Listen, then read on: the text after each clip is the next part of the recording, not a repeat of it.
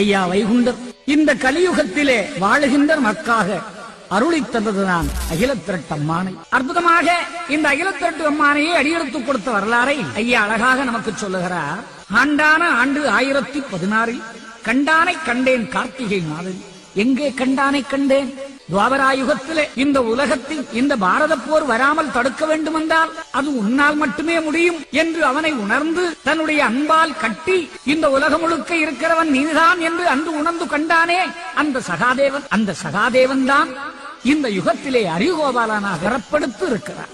அப்படி பிறப்படுத்தி இருந்த அந்த அரிகோபால சீடர் ராத்திரி தூக்கம் வைத்திருக்கிறையிலே கார்த்திகை மாதம் 27ஆம் தேதி வெள்ளிக்கிழமை சுருதியுடைய நித்திரையில் சுபக்கியான லக்னம் அதில் அப்படி படுத்திருக்கின்ற நேரத்தில் பரம்பொருள் அவரிடத்திலே வந்து அவரை எழுப்பி, அரிகோபாலா, இந்த உலகத்தில் வைகுண்டமாக நான் வடிவெடுத்து வந்த வரலாற்றை இந்த மக்கள் அறிய நீ உரைத்துவிடு என்று அரிகோபாலனுடைய உள்ளத்துக்குள் தான் எப்படி எழுதுவேன் என்ற சிந்தையில் இருக்கின்ற பொழுது அந்த காப்பிலே முதல் சீரை எடுத்து ஐயா தாற்பயமாக சொல்லுகிறார். மகனே, இவ்வாய்மொழியை வகுக்கும் காண்டமதுக்கு உகமோர் அறிய உரை நீ முதல் காப்பு. அதன் பிறகு வருவதெல்லாம் உன் உள்ளே இருந்து நான் சரிசமமாக நான் வகுக்கிறேன். நீ எழுதி இந்த காண்டத்தை. நான் உரைக்க நீ எழுதி நாடுவதை நாள் அறிய யான் உரைக்க நீ எழுதி அன்பு மக்கள் எல்லாம் அறிவதற்கு நீ சொல்லப்பா.